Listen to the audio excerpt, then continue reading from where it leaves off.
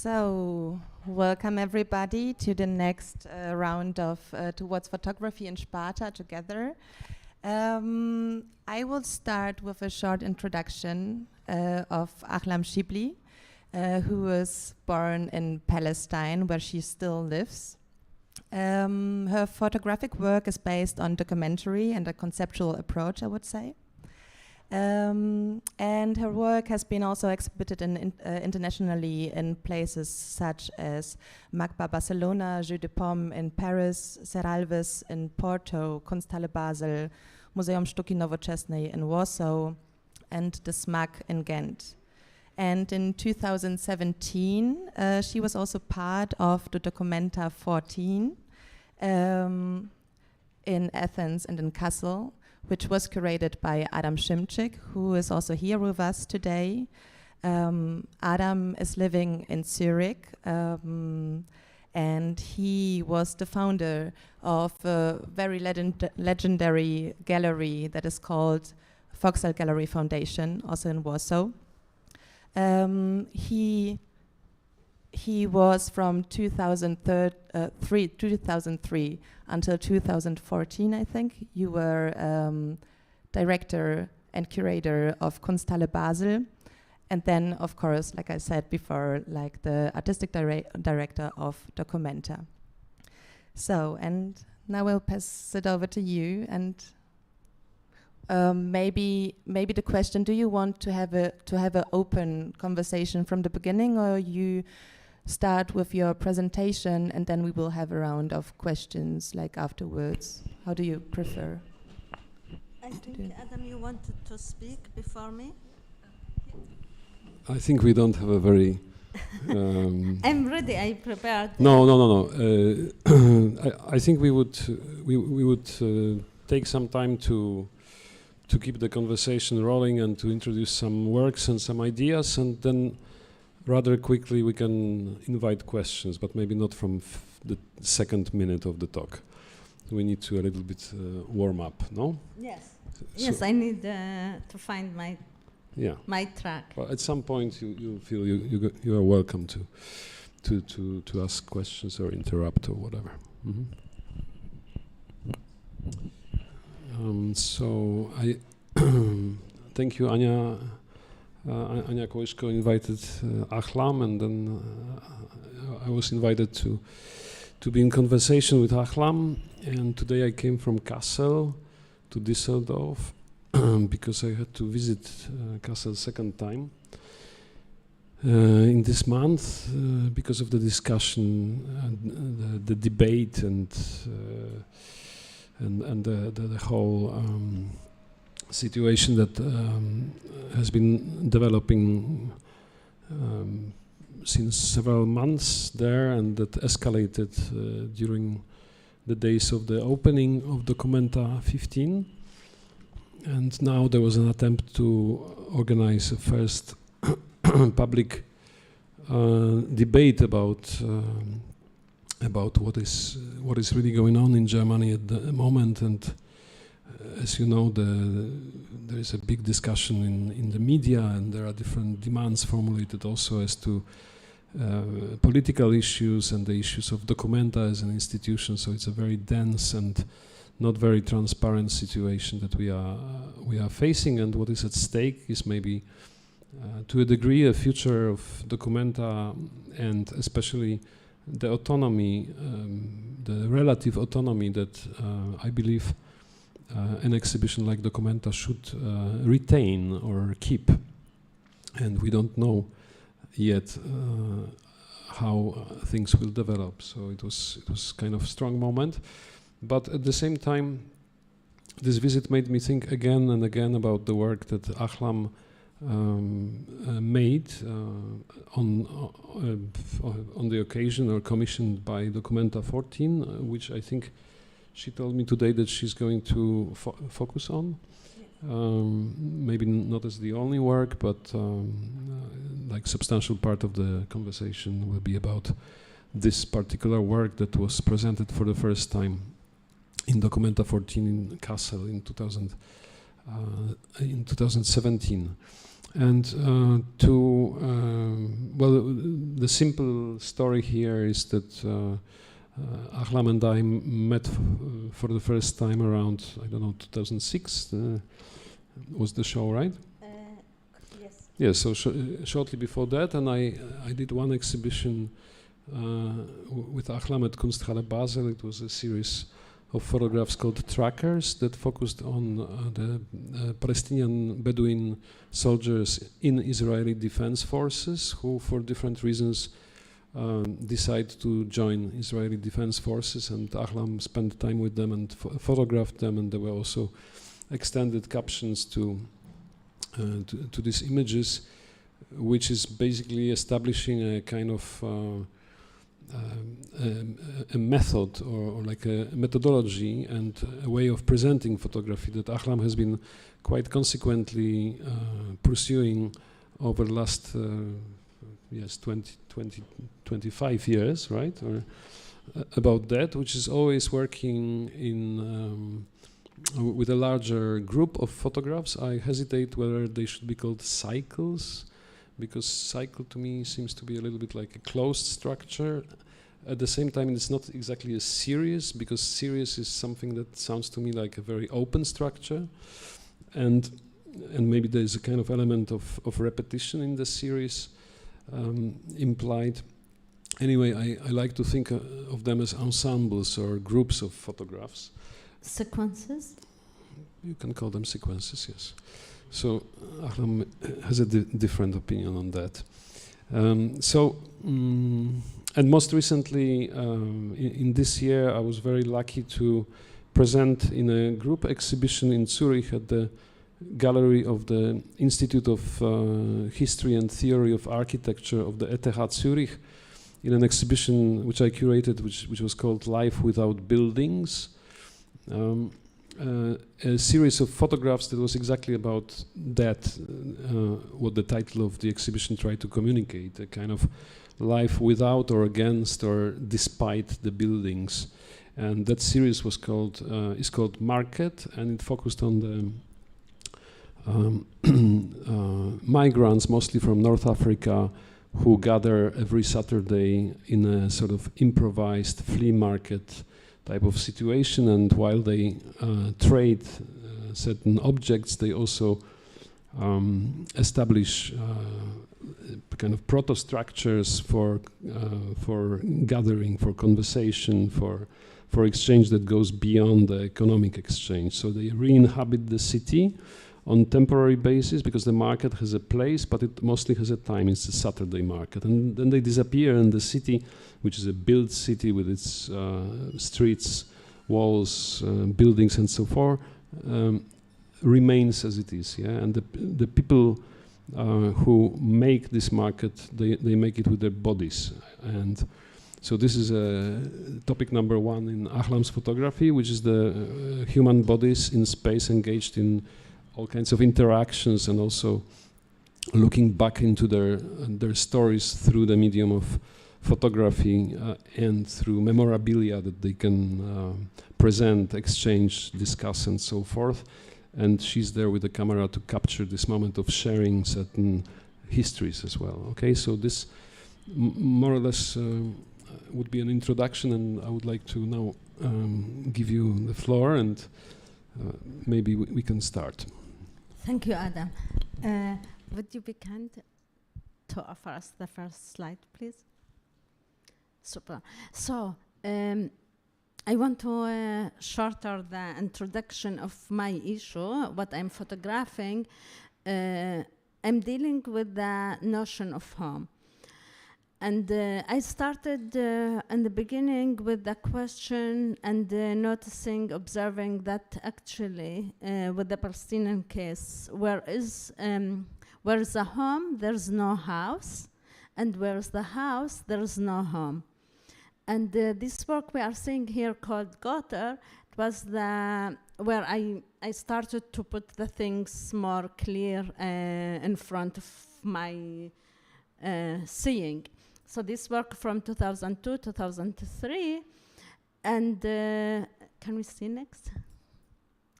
And I noticed with the villages that they are Palestinian villages recognized by Israel, that people build houses, but they lost the home, and where the Palestinian refused to be removed by the Israeli government, so they kept the home, but they lost the house. And later, so from now on, I will start to dig deeper, and it's more actually to understand what is the notion of home. So in the next work, I looked at a situation where can an institution be a home?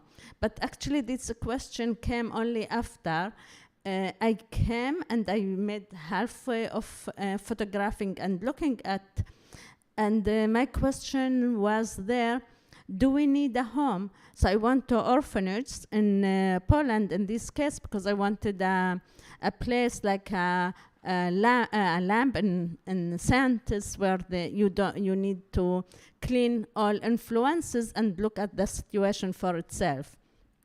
And there, where I came with a very clear idea that the institution, it's not a home, so I can look at zero situation of there's no a home and see if we need a home. And the question turned to be when one child said to me, but for us, this is a home. Maybe it's not the home that you think of. And then I turned the question to if an institution can be a home. Next, please. And I called the work Dom Dziecka in Polish children home. The house starves when you are away. I made this work in 2008. And this work actually was an important turning in my understanding of what captions, what is the role of a captions. In this work, I decided, which before I would not put captions with the images, and here I wanted to give back a recognition and for the children, so I would make a caption where it says who's the children, their names, and the institution where. Of course, I would receive each child permission to use the name, and when they didn't agree for the complete name, so I use only the first name and the first letter from a family name. Next, please. Then, of course, will come the body, and the body as a home, which was actually my first series that where I start to think of and to make it clear for myself that I'm not in favor of the one single image, and start to develop of sequences, groups of images that create what I call the final series. And in this work, I'm dealing with the body as a home, and I want photographing. I call it Eastern LGBT. Eastern referring to the Orient, people from Arab countries and Muslim countries, where they have forced to be out of their homes in order to of their homes, the community, and of their houses, and in order to be inside their homes, the body. So I looked at the body as the home, and I photograph where I can see how a person can build a new home with the body as a home. It's a long story what I have seen and how I decided to build this series, but just to give you images of what I did.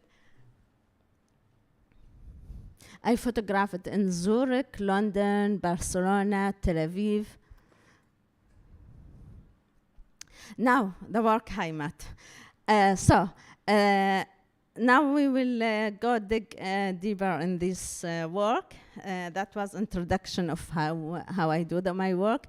Heimat what I did with for Documenta 14, and of course I did it to my friend and our dear John Berger. And in Heimat, I was invited by Adam Shimshik to do a new work. And I remember I was invited to your office in Athens, and you asked me if I can do a work in Kassel. And the gentleman between you there, Mr. Luke, when I told him Adam invited me to do a work in Kassel, said, "But what can you photograph in Kassel?" And of course, you can photograph everything. You can find everything to photograph everywhere.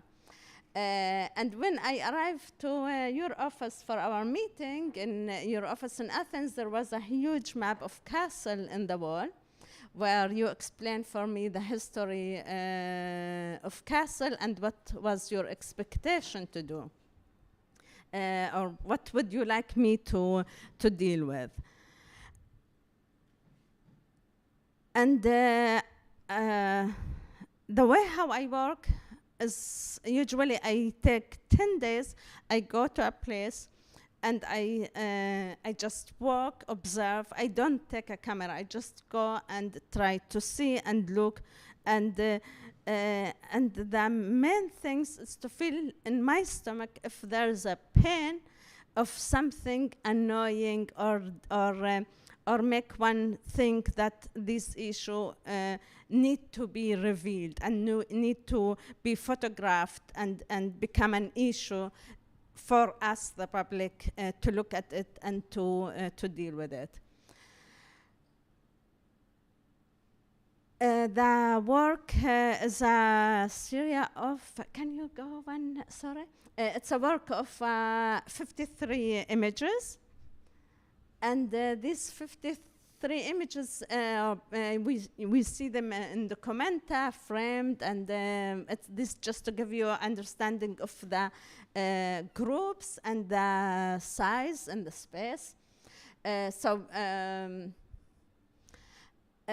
Again, just to give you an illustration of the space, and then each work, that's already from the beginning. Each work will have a wall text. For me, the work is built out of three things: the images, the captions, and the artist statement. All of these three make the work.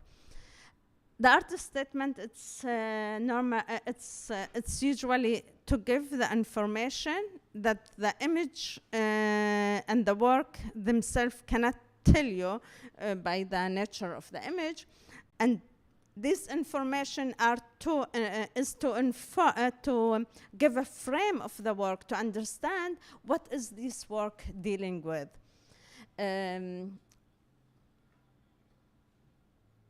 And of course, acknowledgement of the people who helped me to do it and supported me to do it. Do you need a moment to read it? Okay.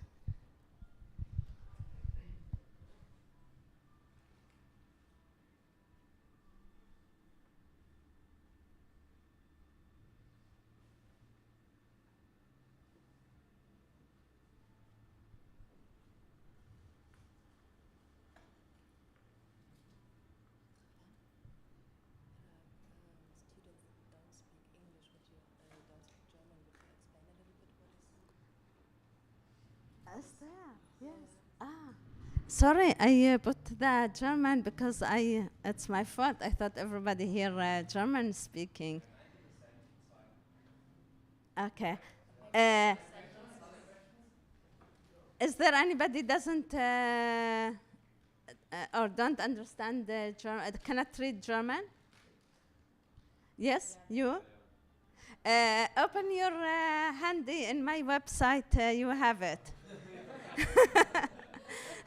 Do you have your mobile here? ahlamshibli.com, photography Heimat, artist statement, and in English you will have it.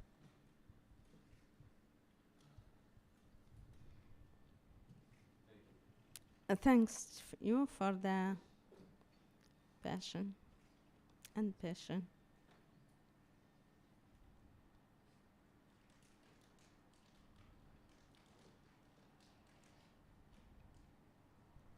So now you will let me read because I have an idea and it's easy for me to say it. I make the reading a performance if you allowed me. Okay, so there is on one hand a huge pressure that is exercised by the notion of home. It's limiting and it's like an enclosure. It's also, if somebody talks about home, then it's usually my home. So it's also exclusive. What is a home for me? It's not going to be the home for somebody else. So the idea of the notion of home is including the idea of exclusion. Historically, in different phases and times, the notion of home has been used to push out people and to create minorities. We will go through the images when I'm talking. It's the images of Heimat, and now I'm just giving giving a format of why I choose to photograph two minorities in Kassel, the Heimatvertriebene and the Gastarbeiter. Because Kassel was destroyed by the Nazis, it's a big issue, and also was a city that highly welcomed Hitler. Okay, excuse me. Exactly, of course. It was destroyed by Eliad and not by the Nazis. It was a huge support of the Nazis. Do it a little bit slower, please. And I chose to photograph there two minorities and communities that they came to Kassel because of the Second World War. The Heimatvertriebene, the refugees and explosives that came from Poland or Czechoslovakia, the Sudetenlands, etc. And the Gastarbeiters, it's workers that were invited to Germany to come actually to rebuild Germany after the Second World War. At the beginning, they were only from Christian countries, so Italy, Greece, Spain, Portuguese, ex-Yugoslavia, and later joined people from Turkey. And in this work, I focus on these two minorities in Kassel and try to see what the home they have built there. And now what made me choose to photograph these minorities, it's exactly the question of what is my home, and the exclusion of home. So historically, in different phases and times, the notion of home has been used to push out people and to create minorities. It's my home, and it's not your home. It's to marginalize people and putting them in refugee camps, migrants camps, illegal people camps, or Camp de Saint-Papier. And the radical idea of home is what have the Nazis developed until putting them in concentration and extermination camps. And probably this is the reason that the philosopher Adorno said that after the Nazis, after the events of the Nazi time, there cannot be a home anymore. It's finished, this idea of home. This is the problematic side of the home. Exactly, my work, Heimat, have to do with that. In my work, Heimat, number one, I use the German term there, the word Heimat, for example. It is not just a home, and it cannot be replaced. This is why I called my work Heimat and chose not to translate it into English. By that recognizing that in German it has this sort of aura of meaning of traditional and meaning of home, but also the horrible meaning of home.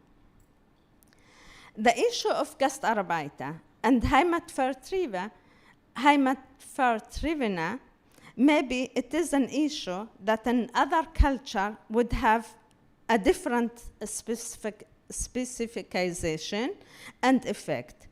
I focus on the context of Heimat because there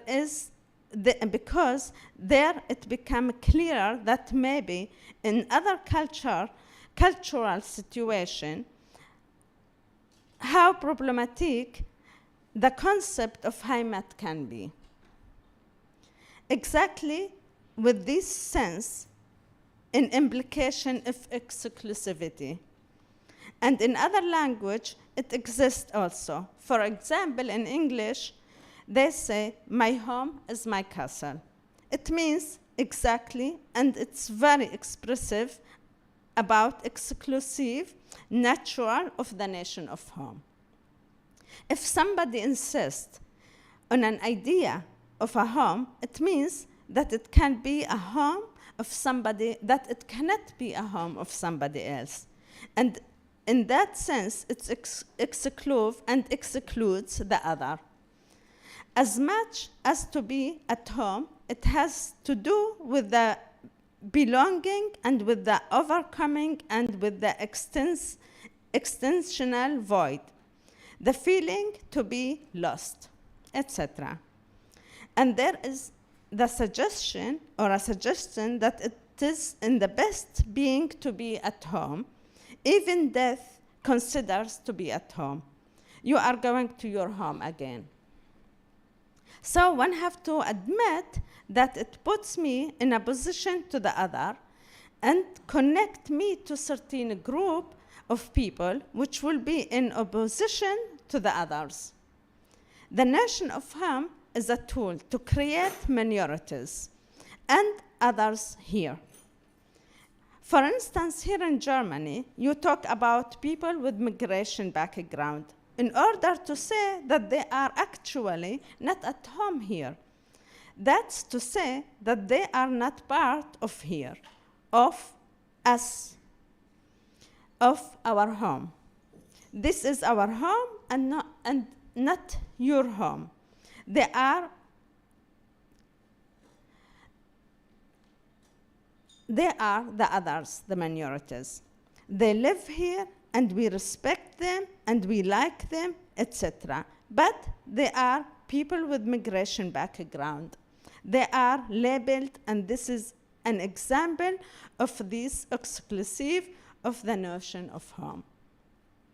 Even the concept of integration, it means that there is a certain of the society, a core of society. There is a home and culture of the society, and the others will be taken in, meaning that the majority society will be basically not change, but the others had to change. If we let them in at all, they must integrate, meaning we are eating them or spit them or kill them. As Claude Lévi-Strauss said about the aliens, the others, you can either spit them or you can swallow them. The meaning of that interest for any society is not to change, to say it so.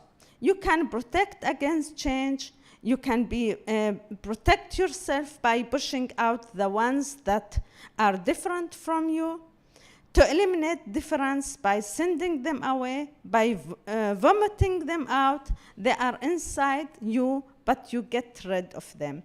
You vomiting them.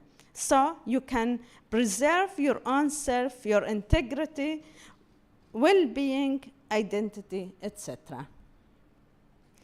And the other option is to digest them. You take them in, the others. You digest them, integration, so that they are not recognized anymore. And this is two ways that are basically to get rid of the others. Or you split them or you swallow them. In both cases, you will not have them anymore.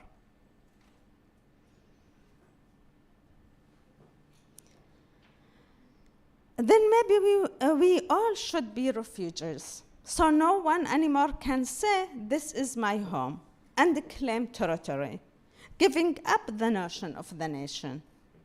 So then, the notion of home is a very problematic, so we think the home is something positive, and we want to be at home, etc. And we see in this neo-nationalist rightist culture environment in the world, the notion of home is used to support the nation, and the new positions in a governments were created a ministry of home and security, Heimat. Back to the issue of loss. The loss of the home and to the turning it to something different. Edouard Glissant questioned that loss. Once people claim to belonging to a nation, it's so much challenging they react to becoming a nationalist and to be glued to something that is already lost as a chance to do something else. As Glissant has made it very clear that it was a huge crime to create slavery, and unforgivable crime, but also the people that have been against their will, shipped to the other places against their wish, these people, when they themselves return back, if to their homes, to the place where they come from, supposedly, that they are richer than how they were when they left. Glissant acknowledged that this forced displacement, it includes an element of gains. Something different also come, and the end, that one cannot have it under different circumstances.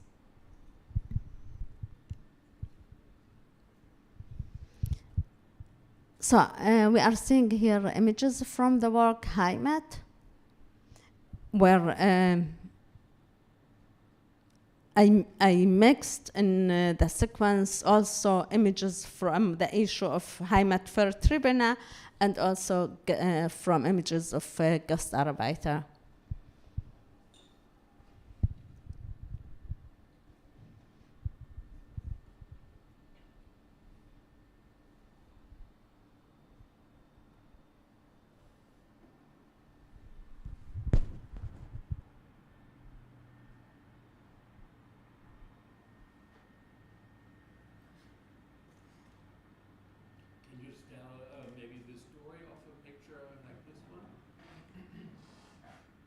We see a gentleman.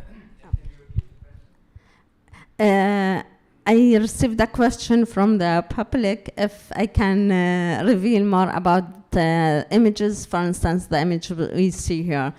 I photograph the gentleman performing for me how when the Soviet arrived he's from Sudeten.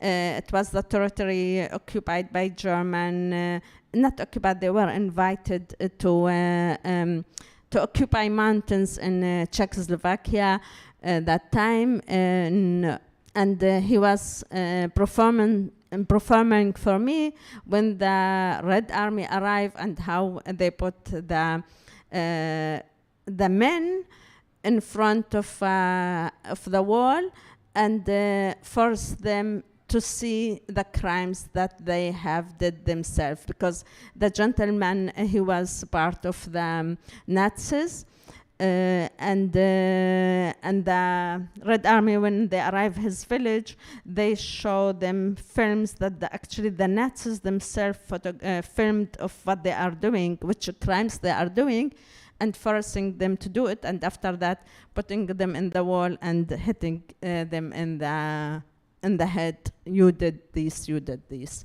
And he was performing it for me.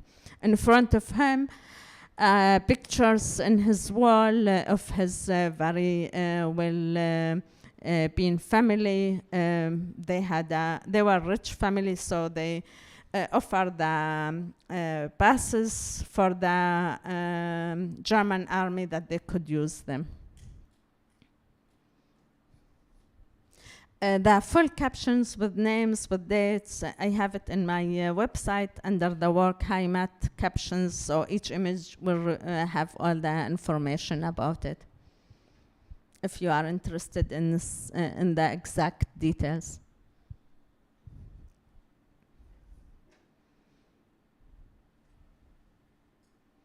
Documents revealing, documents of the Nazis that were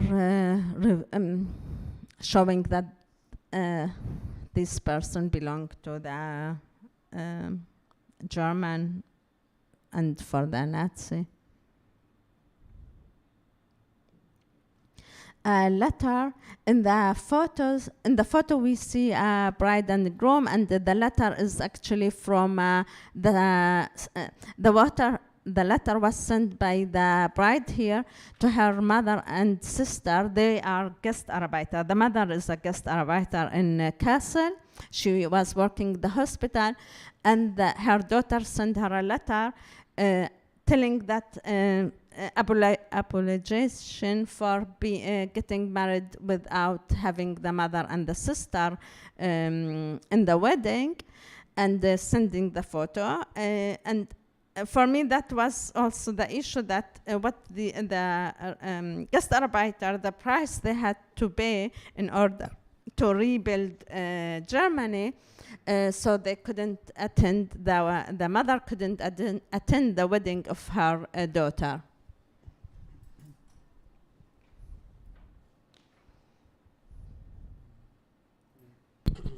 This work is dedicated to John Berger, right? So yes. Maybe this is a good moment when you start speaking about the Gastarbeiter to kind of explain a little bit your relationship to the work of John Berger, and also the way he, on some occasions, used photography, or rather collaborated with photographers on certain books or projects. Maybe you could talk about that, and specifically about The Seventh Man. The book was a reference for me. John Berger with the John Moore, the photographer, they photograph the voyage. John Moore photographed the voyage of the workers from their own homes to come to Germany, with the text by John Berger. To the ones who don't know who's John Berger, is a brilliant, great writer, and in this book, actually, John Berger made me start thinking of the idea of how the Gastarbeiter, they are creating a home. Because in the book, John Berger is talking about the food that these workers took from their home, because the journey it's very long in the train. But the moment they leave the village, they start immediately to eat this food, because the taste of the home, they don't want to leave it. They don't want to leave really the home, so they immediately start to eat. And that's give me to see the issue of always when we have minorities, we always see restaurants that belong to this minority, and this the act of putting from your home the taste of the home, how much is important. That's make me actually also appreciate very much for instance, the doner kebab. It's not just the doner kebab. There is an issue of so that doner kebab is made here in Germany. And yes, you, Adam, you for this also book you choose the first chapter of your exhibition as well. Yes, I wanted to put the one chapter of The Seventh Man by John Berger and Jean Moore in the exhibition, so we did it as a sort of enlarged facsimile of one particular chapter, and this chapter is called The Report from Under Geneve, and it is about when in the early 70s a number of guest workers were brought to Switzerland, to Geneve, in order to work on the construction of underground tunnels which needed to be built under the existing infrastructure of that kind, so really quite deep. And this was a dirty and very unhealthy work that the whole project of digging these tunnels lasted longer than planned, and many people were working there exclusively, people from countries like Turkey and let's say the south of Europe, in pretty bad conditions, and hired by some companies, Swiss companies that used them, and also created a sort of living places for them in form of basically wooden barracks. You cannot really escape this comparison, but barracks in which they would have shared rooms, and they would be paid relatively low, and after the contract was over, they would be preferably sent back home. And so Berger made a sort of study based on interviews with those people and on the research on their conditions, and Jean Moore went to photograph their living conditions, their work, and in a way captured this moment of life outside of home, and also at the very early phase of maybe making a new home or a new life. Yeah. So this was in the early 70s, and I was wondering if it would not be possible to think about some of those people who stayed in Switzerland and maybe had another life afterwards, and to sort of track them down at a certain point and try to understand what kind of life was possible after this initial moment when they were recruited and subjected to very basic medical tests that were supposed to define whether they are qualifying for the type of work that is expecting for them, and then they were basically shipped to Switzerland, where they worked in those tunnels. If you have any question, please, the stage is yours.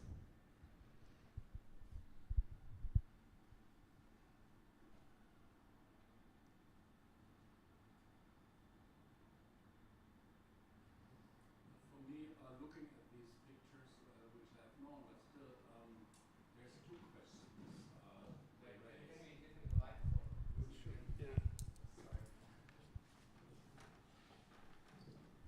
If you can keep it, then we use one. So looking at these pictures again, two questions come to my mind concerning the status of photography or photographs.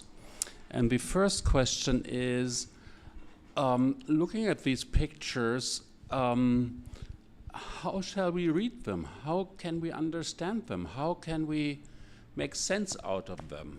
Because in some sort of ways, even though, if you go about and you look at them very closely and analyze them, you maybe can find certain formal qualities, but basically they are of the nature of reportage, or maybe even of the snapshot, like a family snapshot, right?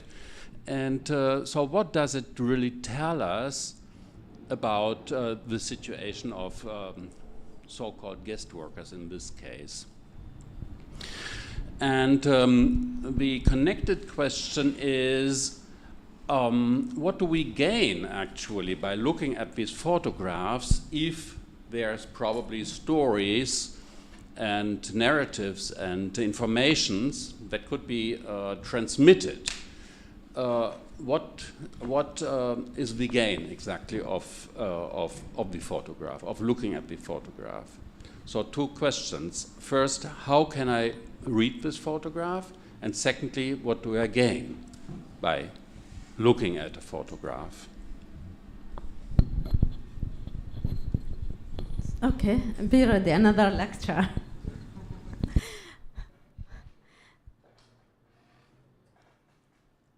Well, I never have been admirer of this one single image. And my way of seeing, I'm photographing situation. I look at situation and I photograph them and I try to reveal only what is there. It's there. It's only we need to see it. It's even next to me. Metaphorically. There is, as I said before, there's 3 things. The images by themselves, they need the support and the frame of the artist statement to understand what are we seeing. It's not. This is not just a photo of people happy and drinking raki. There's a specific choosing of this to photograph this situation. First, what is in the glasses? It's these German icons. We can see from the faces of the people that they are not really the white German.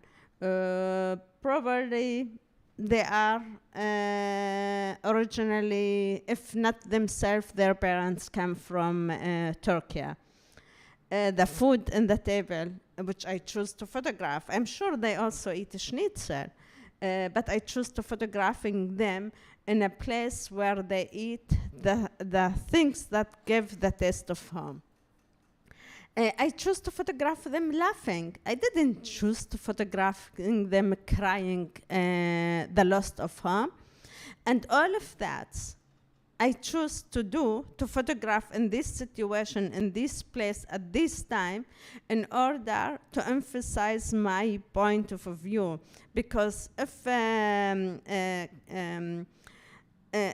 there was the 2 options, or you spit the minorities, the others, or you digest it, but maybe there's other options which must be included, and which for in this example of the Heimat für Tribuna and the guest Arawaita, they are showing us what is the 3rd options. And this 3rd option, not the only option, I'm sure there's others. It's where people create their own home inside the home of everybody. In this case, I photographed this photo in Kassel. So what was in my background of thinking, to see how Kassel integrate itself to this group of people. What is the city offering and opening to these people who sacrifice their life in order to come and build Kassel? So all this decision of these elements and how we read them through the captions, through the artist statement, and through the complete sequence, because each one single images by itself may be not enough. And that's my way of seeing how to photograph. My head working in a cinematographic way of seeing a situation. That's remind me about one things we were talking today about the Bosphorus. So would you be kind to tell about it? Yes, I could. I could talk about that, but I wanted to maybe go a little bit to the second question, which is what do we gain? What is our, added value upon like viewing these images? And I think we get a whole lot of insight into a kind of situation that we are otherwise not very familiar with, or we tend to completely eliminate it from the way we are looking at the city and at what is happening there. And this is about a way of layering that photography can achieve. And this layering is not only concerned with individual stories, but also with current narrations that appear, for instance, in form of political poster, like on the previous photograph, that kind of locates us very firmly in a certain moment in time before the elections, where the Kasseler Linke are, promoting their candidate Murat Çakır, for instance. So you look at these photographs, and then you find in them elements that are kind of opaque and not really easily legible, but then you find, depending on your background, your previous knowledge, your experiences, your life, you find things that you can relate to, so you make your own story out of what is chosen to become this particular frame. And then there is also this notion of situation, and I was tempted to ask, what is the situation? Like situation, what is the situation? We kind of intuitively know what is the situation, and situation makes us maybe think about many things, from like situationism to site specificity. And I would say that with regard to these photographs, the situation is like a certain way of sharing or communicating a situated knowledge through the medium of photography. And I think, of course, it is important to read the captions and to kind of understand exactly which kind of situation we are looking at. But I have an impression too that most of those situations are communicating a lot, on their own, and they are very often. I think there is this moment of as if we are witnessing a kind of social, like the birth of the social, like a moment where a kind of relation between people emerges in an encounter, in the exchange of words, in the exchange of looks, in the exchange of objects, then things that have symbolic importance or practical importance, not necessarily only the monetary value.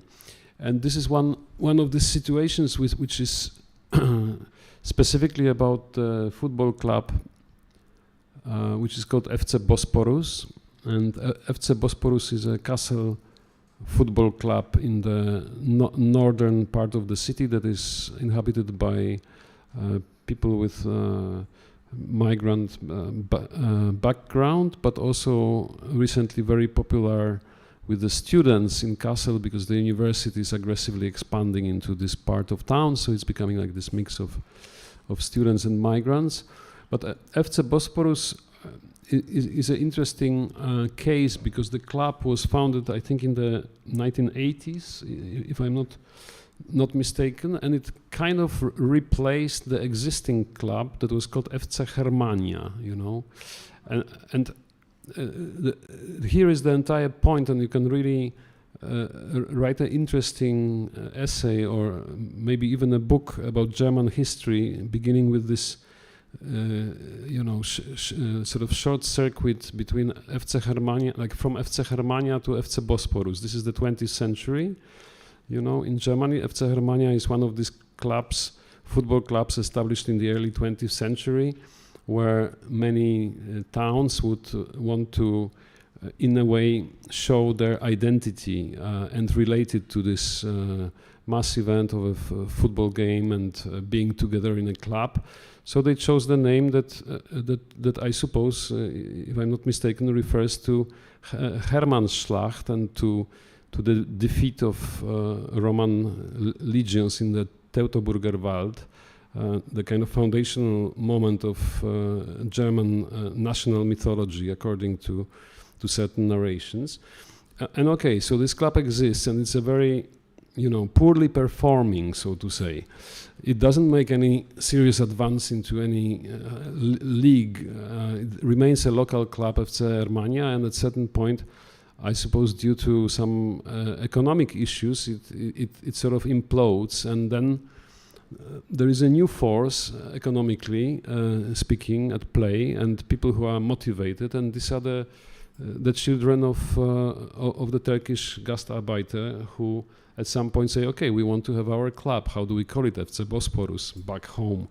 Okay, so already in the name of this club, which exists until now and has a beautiful stadium and a wonderful place that is kind of like a social center for several locals and supporters and club members. So this FC Bosporus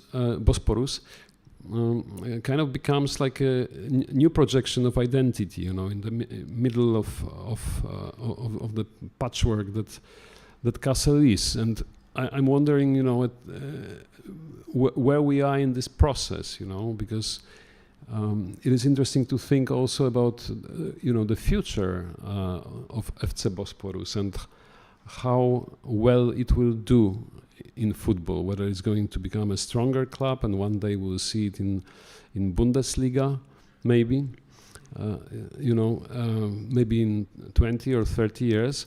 And what would such process of economic valuation of the club really signify in the German society? Because it is possible, it just needs, investment and a lot of managerial skill to make it really big. But the FC Bosporus chooses to remain a little bit like undercover. When you visit the restaurant over there, you feel like you are attending a kind of nearly secret society meeting where these mostly men meet to drink some raki and to have some fantastic fish from grill. And precisely because of that kind of monocultural character somehow of the place, Ahlam used the venue of FC Bosporus for a kind of final celebration of her work Heimat, and she invited several different migrant communities, but also the representatives of the German expellees after the Second World War to join and share food and have a conversation on one evening at FC Bosporus. So FC Bosporus became like this kind of bigger home for one night for all those people. At least that's how I felt it was intended. No. Exactly, and I invited, or the main ceremony was to invite everybody I photograph, and everybody helped me to make this work from the communities and from the Documenta team to celebrate that the work is done, and there of course, volunteers came to help to cook, and the club offered us the place, and one of the people I photographed was our DJ, and what left for us to drink raki, to eat, and to dance.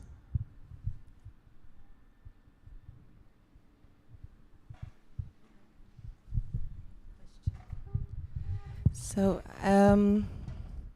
I don't know actually what my question is, but I remember that your work, if I'm not mistaken, was shown next to the work of forensic architecture. Is this right? Yeah.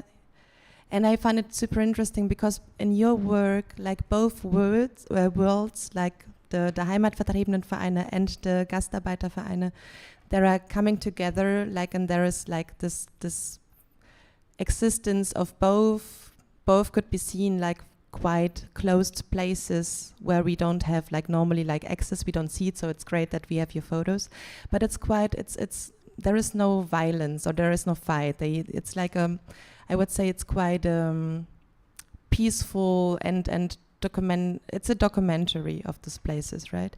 And when we see like what forensic architecture did like next to it, it was a quite strong moment first to see forensic architecture who was shown an installation, a work that was about the NSU murders in Kassel, that happened also in Kassel.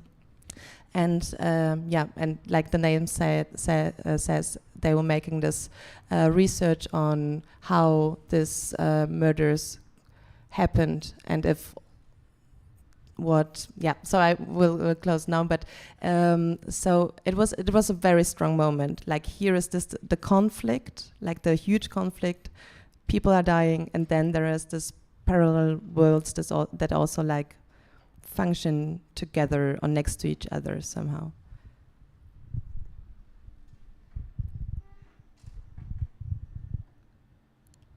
Luckily, and maybe it's not luckily, there's no way not to have it like that. With your editing now, the next slideshow, it's exactly about this issue of the murder in Germany by the NSU. And there's one monument in front of graveyard of Kassel. We see the monument. We see the monument in the right, the monument. And the text, it's of course my text. This is the caption that I put it next to the image. And the text says what we have in the plate on top of the monument. This is the monument actually. But what was interesting for me, actually you cannot reach and read the plate. There's no option. And that's perfect. You cannot read the plate. It's the way how it's positioned. You cannot read it. You cannot be so high to read it from top. And there is always a flower and candles, so it doesn't invite you to read it. And to put this monument also in front of the graveyard, which the graveyard, it's not the graveyard of the minorities communities of Kassel. Exactly, it's for the Kassel Protestant people. And then I chose with the caption to first include all the names and the dates they were killed. But this photo in the Syria, it's not a huge, it's a small. It's ask us to get close to see it. And as you said, yes, exactly, the description, filming with illustration of the killing of the Khalid Zogatz. He was killed in April 2006 in Kassel, is the case of the installation that it was there. And one member, Aisha, who's a member of the Documenta team, she is an active in the association of acknowledge the fact that was a failure of revealing this NSO plan of killing people from non-German background. Would you like to add it more, Adam? Yeah, about like two things maybe about this issue of violence and how Anya said that that these photographs are quite peaceful or something like that. I mean, yes, I mean they don't, you know, there are no graphic representations of violence, and in that sense, Ahlam is not a reportage type of photographer. She does not want to hunt for moments that are in obvious sense dramatic. It's not her goal to reveal the act. I think she's much more concerned with the way people remember things. So there are different ways of showing it. Having a glass of raki with friends is also kind of looking back to a certain place that we are not going to to return to for the people who are gathering around the table. But there are also very often memorials. The memorials are photographed. So in some of the earlier photographs, you saw the memorials erected in some places in Kassel for by and to the memory of the expellees of the Vertriebene, and in this case it's a memorial of not only Halit Yozgat, who was murdered in Kassel, but all other victims of the NSU. But what you see here is a gemeinsame Erklärung der Städte Nürnberg, Hamburg, München, Rostock, Dortmund, Kassel und Heilbronn, which means that in a way this text is a certain ideological construct. It's a compromise which does not represent particularly the opinion, feelings and knowledge of, for instance, the family or the community from which Halit Yozgat was coming, which is the Turkish people or people with migrant background in Kassel, but it's a kind of carefully orchestrated political statement where, for instance, as the last victim, Michelle Kieswetter, who was a policewoman who died in a shootout with the NSU members, was also mentioned, which is a subject to a discussion that I heard many times, because the murderers targeted non-German people, let's say, so the citizens or non-citizens of Germany, but with a migrant background. While Michelle Kiesewetter was in this moment representing the German state force, and this is the reason why she was killed. So these are the circumstances of her death, which are different, no less important, and so forth, but different to the circumstances and the reasons why these other people were targeted and executed in different places in Germany. So the fact of taking picture of that monument is not to say, oh, there is a monument in Kassel to NSU victims, but it is to kind of start the process of thinking about how those painful, very dramatic and incomprehensible stories are told and then inscribed in the history and memory of the city of Kassel, in this case. This monument is located at Holländische Straße, not far from the internet cafe in which Halit Yozgat was shot, and the family members of Halit Yozgat have been campaigning for many years for renaming the street, as you might know. So they wanted the Holländische Straße to become Halit Straße, and this was completely turned down by the authorities, and the argument quoted was that Holländische Straße is a historical name, because it's a name that refers to certain Holländer, also the Dutch people who came to Kassel, as migrants at certain point for either escaping some kind of religious issue, or simply because they were needed as professional, or both. So, like centuries ago, the guest workers who settled in this part of town in the north, and that's why Holländische Straße has this name. But would that be a reason for not renaming the street to commemorate a victim of NSU? The question is open. I can only say that it has not happened. What is interesting in terms of this toponomastic transformations, the names of places or parts of the city infrastructure that do get renamed. When I visited Kassel this month, I realized that one bridge on the Fulda River that used to bear a name of one of the former mayors of Kassel, who was then, let's say, exposed as a former Nazi, but in the meantime there was a bridge with his name. There was a long campaign to change the name of this bridge, and somehow things got stuck, and the bridge did not change the name. Now it did change the name finally, and it's called Walter Lübke Brücke.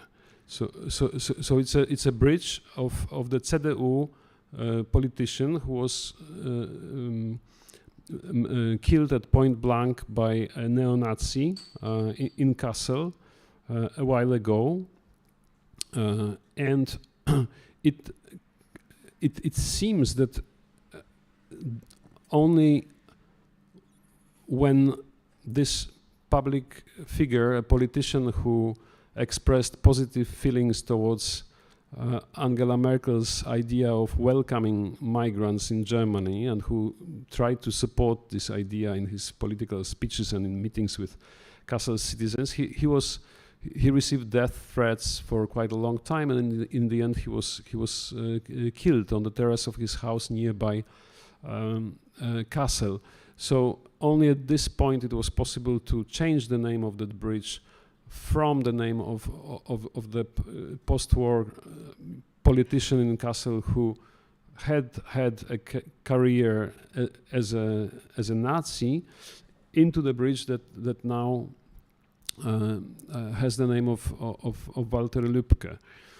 So this changes, and the way people and events get commemorated, I think that this is one of leitmotifs even in many of your works, because very often I always compared your photographs to kind of mini exhibitions, because there is very often a photograph or a record of a sort of private display of certain objects or images of importance. It could be a drawing, or it could be a photograph, or it could be an object that people who own them and who have an emotional relationship with those things, they show it to the camera. So there's this aspect of showing instead of saying something, because photography is silent. We can show. Okay, we can kind of like convey a message through a kind of Inszenierung, or like a occasional, momentary, or ephemeral display of something that we have and that we live with, but this time for the camera. So we want to share this with the public. Yeah. So the function of photography in Ahlam's work, and I believe in work of many significant photographers in the 20th century and a little bit earlier too, is to how to make things public. So in this kind of photographic exposure, there is also a meaning of bringing things to kind of public visibility, which is to my mind a kind of ethical function of the practice of photographer, and a little bit different than in the reportage that focuses on the immediacy quite often of some moments that the photographer managed to capture it, and we kind of then know how it happened, and so on and so forth. Here the time is slow. It's not about the kind of best picture, but it's a little bit about constructing the situation, I think, with the people, sometimes encouraging them to kind of show stuff and to create a display, and in the end to create a kind of mini act for the photography. And I can hear these conversations when I look at these photographs. For instance, here, For instance, here in this photo, my concern was it's the Dardasdi. It's this struggling with minorities to learn the German language. And then I hear people saying, but these people, they are with the ish, the Kanak. And so I wanted to show this, how much these people, these minorities are suffering and making an effort and struggling to build their own home through this Dardasdi. And we have here in the photo people, Gastarbeiter, that guest workers that they came from Spain, to emphasize what you are talking about.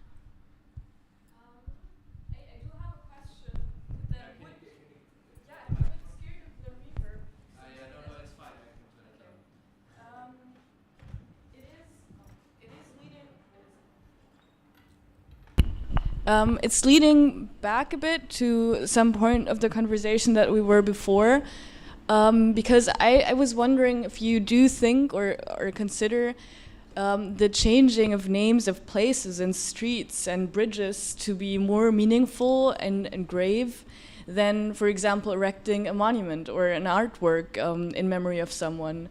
Because I did feel like, replacing some other history that is perhaps part of the reason why like terrible crimes have happened gives it a bit more depth than just putting something out there, maybe like an illegible monument that isn't really good at commemorating what it should be commemorating. Do you understand what I mean?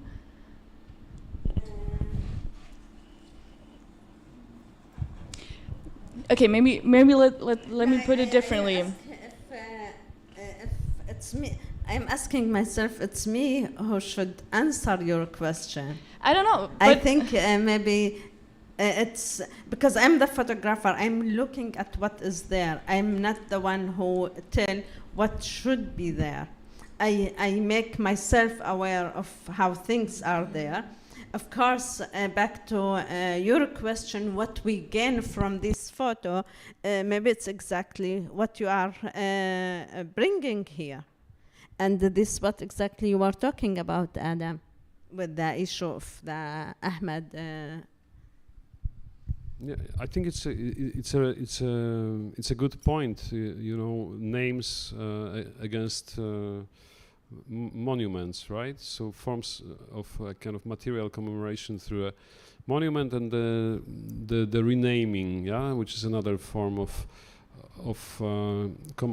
commemoration. I don't know which one. From my experience that I had with the monument to strangers and refugees by Oluogibe in Documenta 14, I can tell you that even that nowadays in our time, even this monumental architectural / sculptural forms such as obelisk that seem to be like very permanent thing, they turn out to be very temporary. Like it was just like one night and the obelisk disappeared. It was right there in the middle of Königsplatz, and one night, chuck, no obelisk.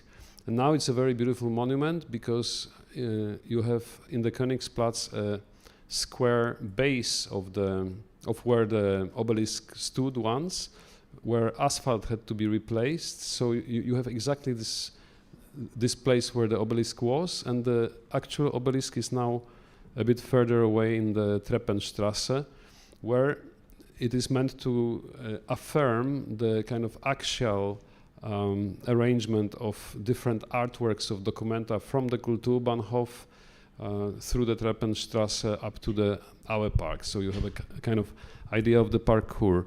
But at the same time, I noticed that there is a kind of small positive movement in this commemoration / monument business in Kassel, because there's going to be a new monument. So Walter Lübke is not only commemorated by renaming of that bridge, but they're actually working on a new monument.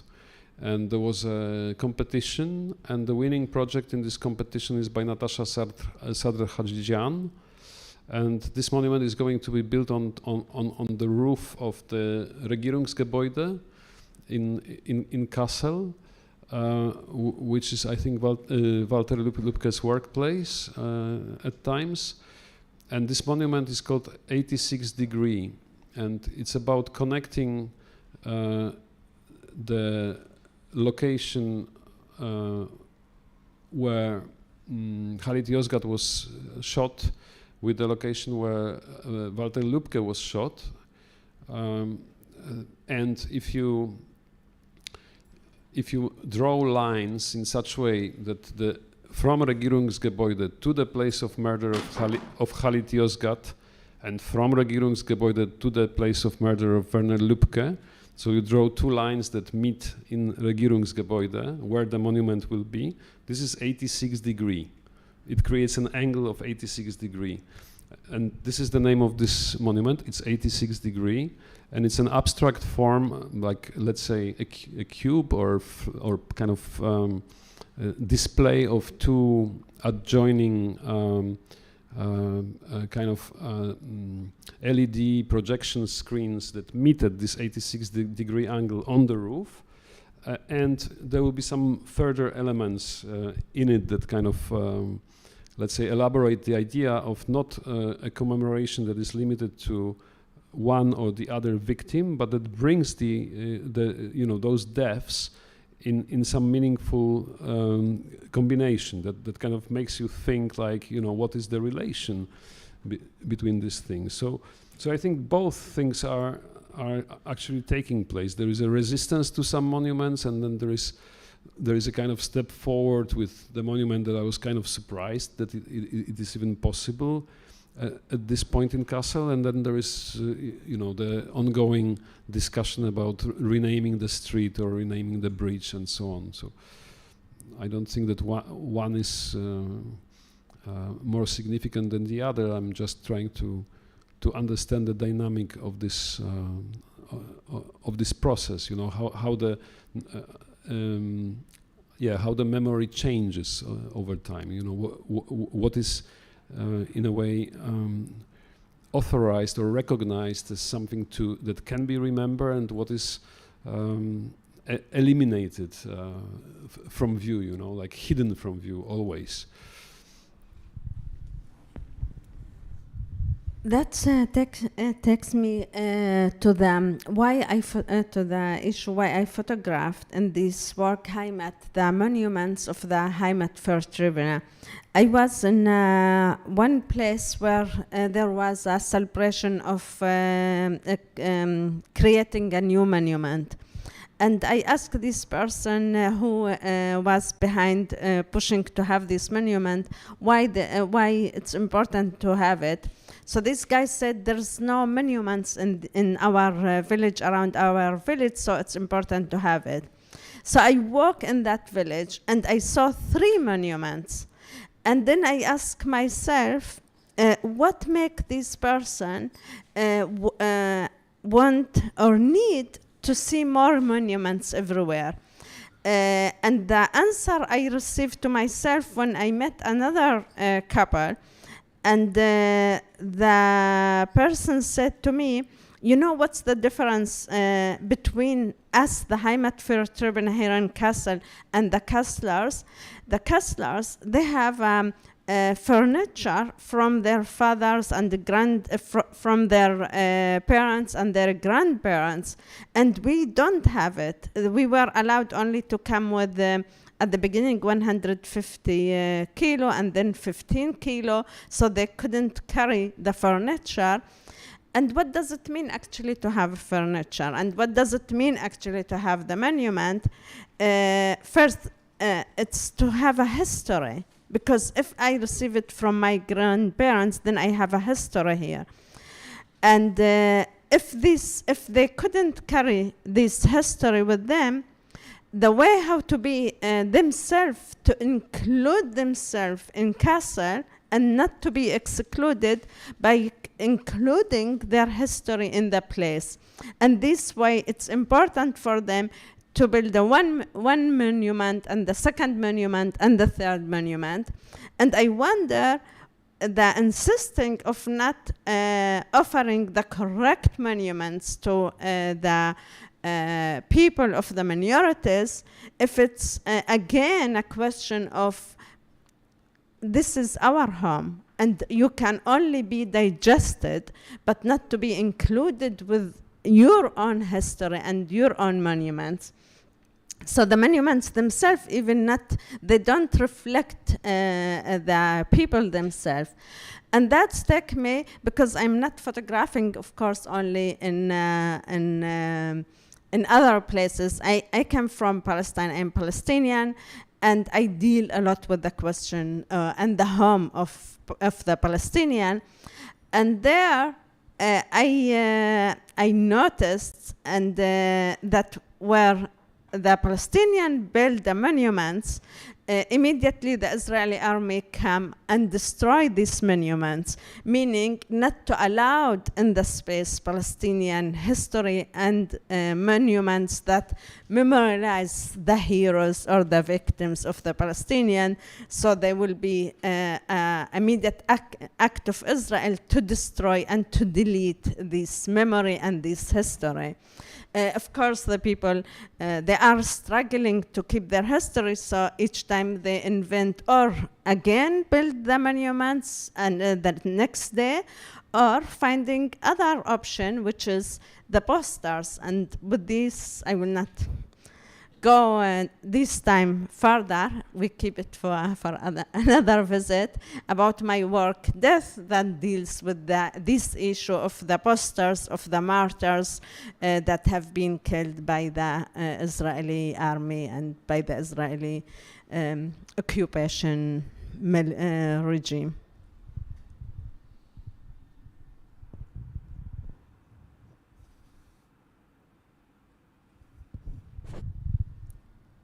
The silent is a good sign for a free time and a glass of beer. Like a few questions. Are there any questions? If there are any questions, and then go to the part you mentioned. So thank you very much, Anya, for all the efforts. Thank you very much for making the presentation happen. Adam, it's always great to have a conversation with you. I give you the microphone. Thank you. Are there any questions? Any more questions to Ahlam? You know, we can have a conversation in the room, not in this frontal format, but more like a conversation. Yeah, there was Castle overdose, but you should really. I'm not. Yeah, genau. Like on the way to here, I saw a very curious sign pointing to Oberkassel. I could not escape, even in Düsseldorf. Yeah. I mean, you should go definitely see Documenta, or you have been already. Yes, have you been already to? Wow. Quick. Yeah. Okay. Good. Yeah. Yeah. Yeah. I think it's worth to revisit, because it's kind of like a living exhibition, and hopefully it will keep on living. You know. So I myself plan to go, or like I'm thinking to go again for a couple of days, end of August or beginning of September. So it's kind of interesting to see.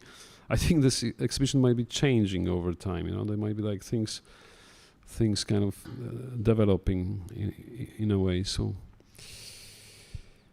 okay, so thank you. Thank you so